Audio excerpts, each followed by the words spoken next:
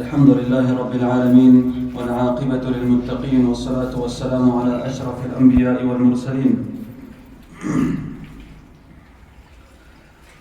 فقد قال الله تبارك وتعالى في كتابه المجيد: أعوذ بالله من الشيطان الرجيم.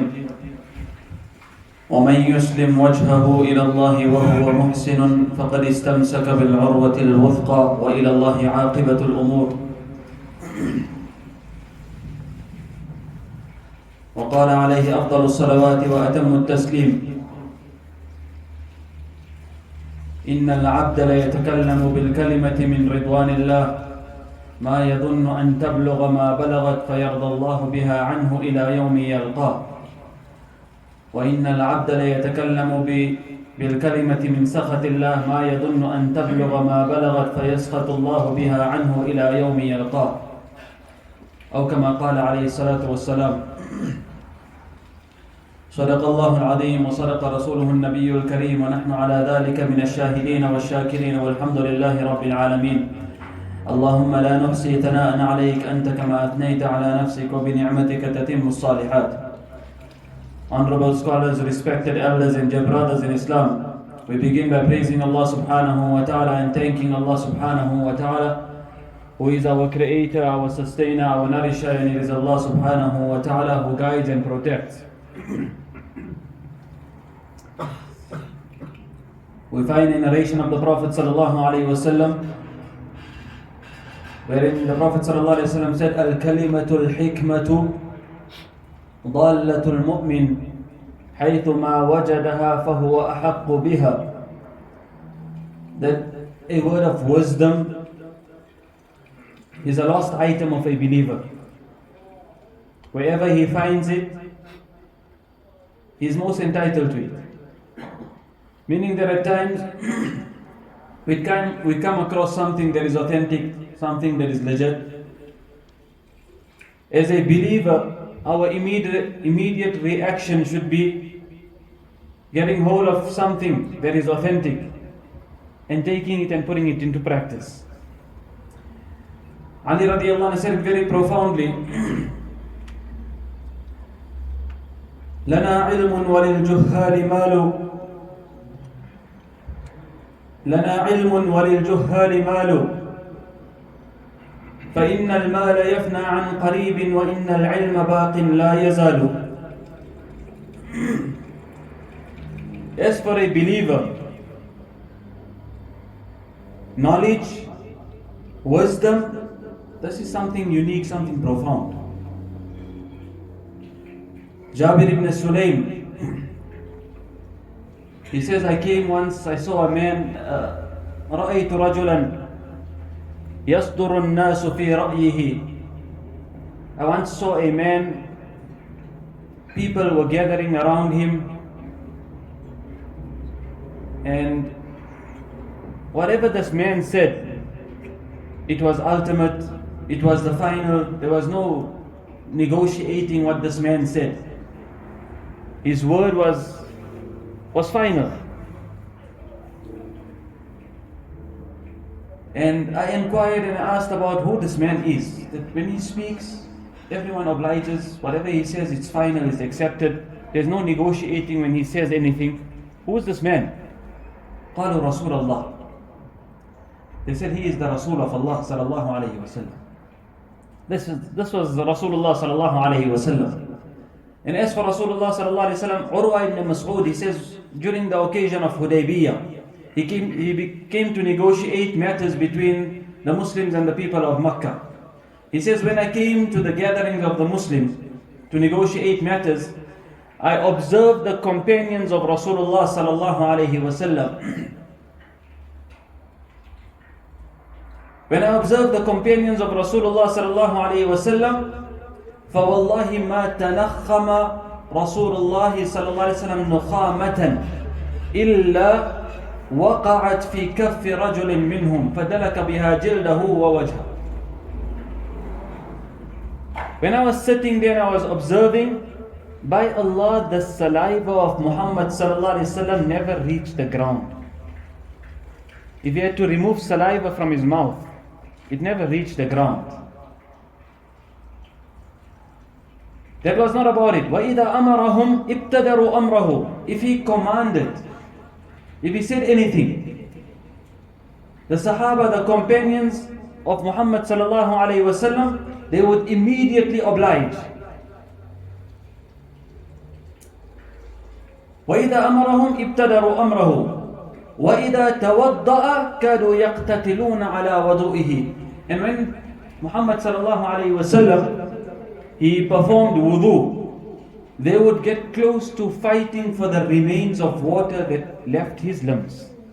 This was the companions when it came to Rasulullah Sallallahu Alaihi Wasallam, how they revered this man.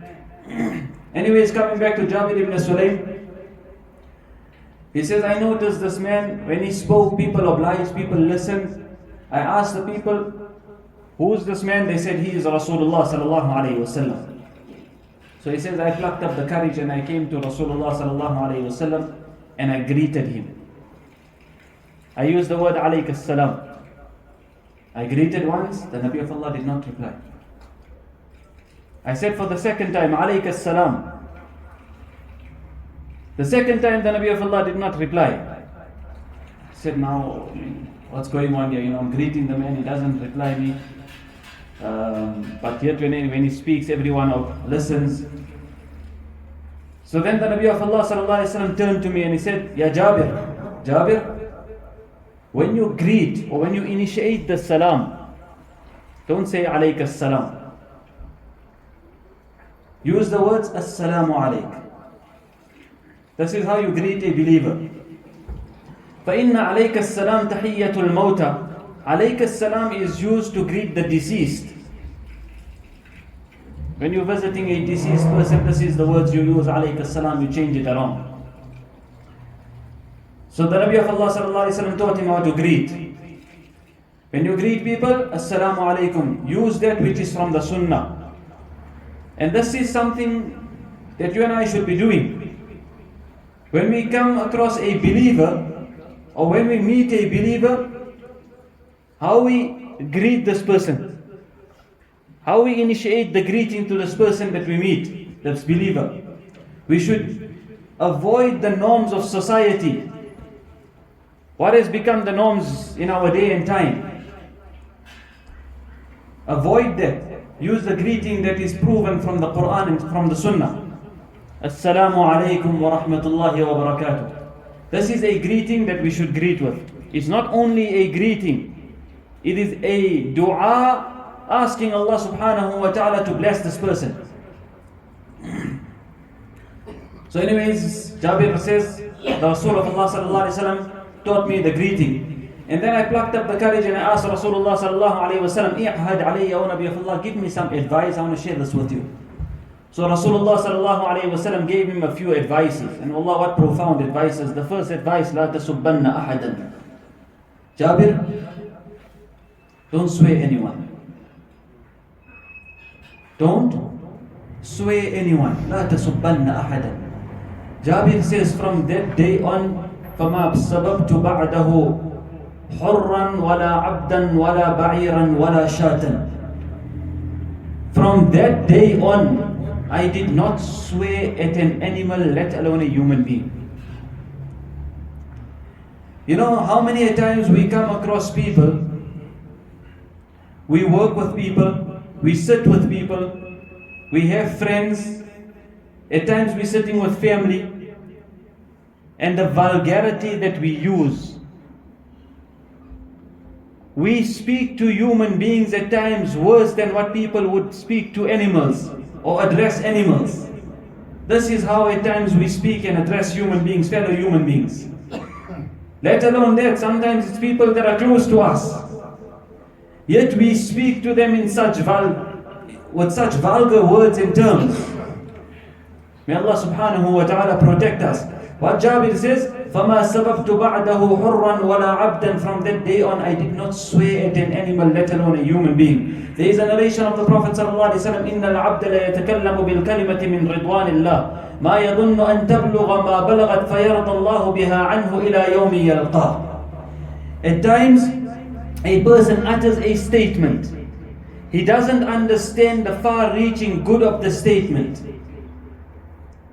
Because of that good statement, Allah subhanahu wa ta'ala records for this person his pleasure until the day of Qiyamah. On the reverse side, وَإِنَّ الْعَبْدَ لَيَتَكَلَّمُ بِالْكَلِمَةِ مِنْ سَخَطِ اللَّهِ. At times a person speaks or utters a statement and he displeases Allah subhanahu wa ta'ala with that statement. He doesn't understand the far-reaching effects of that statement to the extent that Allah subhanahu wa ta'ala records for him his displeasure until the day of Qiyamah. This is when we speak.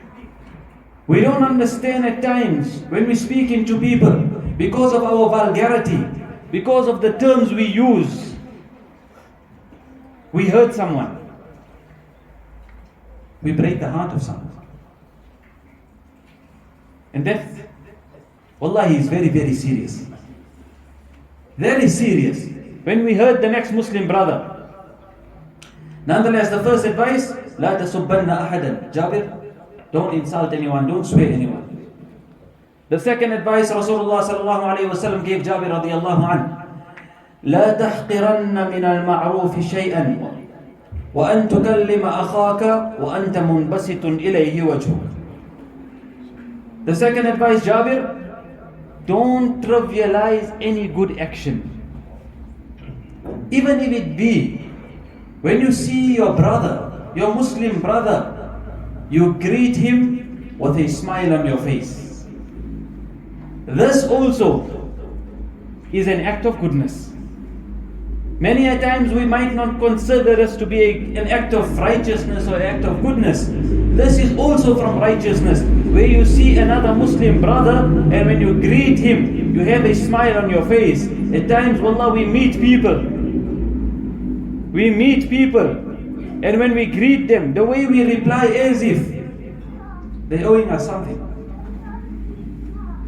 Or sometimes maybe a person just drank a glass of lemon juice and he goes and greets a person, all pulled up and wallah, that's the peak and height of arrogance. That is the peak and the height of arrogance. Where you meet someone and you cannot, imagine you had to pay someone every time you greeted them. Yes, that would cost you a lot of money, you know what I'm saying? To cost you a lot. What does it cost you when you have to meet someone and greet someone with a smile on your face? What does it cost you? It will cost you nothing, my brother. Meet someone, greet someone, put a smile on your face. وَأَنْتَ مُنْبَسِطٌ إِلَيْهِ وَجْهُهُ إِنَّ ذَلِكَ مِنَ الْمَعْرُوفِ. The Nabi of Allah Sallallahu Alaihi Wasallam said that is from righteousness, that is from goodness. Where you meet someone and you have a smile on your face. The third advice Rasulullah Sallallahu Alaihi Wasallam said, وَإِيَّاكَ وَإِسْبَالَ الْإِزَارِ. Jabir, make sure your trousers are way above your ankles. Make sure your trousers are way above your ankles. Because trousers being below the ankles, فَإِنَّهَا مِنَ الْمَخِيلَةِ. That is from arrogance and pride. وَاللَّهُ لَا يُحِبُّ الْمَخِيلَةِ. And Allah subhanahu wa ta'ala dislikes pride and arrogance. Sometimes we say, brother, my trousers are low, but I don't have pride. I'm not an arrogant man. That itself is arrogance. That itself is arrogance. Today we want to fit in with society. We want to fit in with the norms. We work in a corporate place. Suit and tie. We need to go with it. And our trousers are way below our ankles. At times it happens when we're dressing with the libas of sunnah, the clothing of sunnah, and that too, then we have our trousers going below our ankles. This is a serious crime in the Shari'ah of Rasulullah Sallallahu, Alayhi Wasallam. There is a narration of Rasulullah Sallallahu Alaihi Wasallam, ثلاثة لا يكلمهم الله يوم القيامة ولا ينظر إليهم ولا يزكيهم ولهم عذاب أليم. 3 people or 3 categories of people are such that Allah subhanahu wa ta'ala will not look at them on the day of Qiyamah. ولا يكلمهم, Allah subhanahu wa ta'ala will not speak to them. وَلَا يَنْظُرُ إِلَيْهِمْ, Allah will not look at them. وَلَا يُزَكِّيهِمْ, Allah subhanahu wa ta'ala will not purify them. وَلَهُمْ عَذَابٌ أَلِيمٌ, and for them Allah subhanahu wa ta'ala has reserved a very painful punishment. Who are these people? Al-Musbil. Al-Musbil. One who keeps his trousers below his ankles. Now, we might take it lightly, And the sad reality is that when we go leave the masjid, we'll sit, we'll put on our shoes, and we'll fold our trousers down. That is the sad reality today. When we enter the masjid, we'll fold it as if we are worshipping Allah subhanahu wa ta'ala only in the masjid. As if Allah subhanahu wa ta'ala is before us only in the masjid. Allah subhanahu wa ta'ala is with us everywhere. Does Allah subhanahu wa ta'ala not see our actions when we are at home? Does Allah subhanahu wa ta'ala not see our actions when we are at work? Does Allah subhanahu wa ta'ala not witness our actions when we are driving on the road? Allah subhanahu wa ta'ala is witness to our actions everywhere. While we are folding our trousers when we enter the masjid and when we leave the masjid, we put it back down. Al-Musbil wal-Mannan. The person who boasts about his charities, Allah will not look at him on the day of Qiyamah. وَالْمُنْفِقُ سِرْعَتَهُ بِالْحَلِفِ الْكَاذِبِ. The one who sells his merchandise and product with a false oath. Allah has reserved for these people a severe punishment on the day of Qiyamah. May Allah subhanahu wa ta'ala protect us and not make us from amongst those. The fourth advice, Jabi Radhiyallahu anhu, was given by Rasulullah Sallallahu, Alayhi, and I will conclude with this inshallah. Jabi, if وإن امرؤ شتمك وعيرك بما يعلم فيك فلا تعيره بما تعلم فيه فإنما وبال ذلك عليه. Jabir, if someone insults you or he has got something to say about you because of that which he knows that is within you, a bad trait or a bad quality, and he ridicules you because of that, don't go on for a tit for tat. Don't start mentioning his faults, even though you know about it. فَإِنَّمَا وَبَالُ ذَلِكَ عَلَيْهِ. Because what he says, that is on him. What he speaks is on him. The moment you start retaliating and you start speaking the same, you will have to be responsible for your words. Let him say what he needs to say. فَإِنَّمَا وَبَالُ ذَلِكَ عَلَيْهِ. He will have to answer for it before Allah subhanahu wa ta'ala on the day of Qiyamah. You will not have to answer for what he has what to say. May Allah subhanahu wa ta'ala grant us the understanding. Few advices of Jabi Radhiyallahu anhu, I quickly recap them. لَا تَسُبَّنَّ أَحَدًا. Jabi, you come across anyone, don't swear him. Even if someone has put you through any difficulty. I mean, what's it? What are you going to lose, my brother? What are you going to lose? Why do you have to swear and insult and be vulgar at the next person? وَلَا تَحْقِرَنَّ مِنَ الْمَعْرُوفِ شَيْئًا. When you meet the next person, greet him with a smile. Jabir, the third advice, keep your trousers way above your ankles. Keep your trousers way above your ankles. And don't insult anyone because of something, because of him insulting you. Don't insult him back. May Allah subhanahu wa ta'ala grant us the understanding. May Allah subhanahu wa ta'ala make us from amongst the righteous. Wa akhir dawana alhamdulillahi rabbil alamin.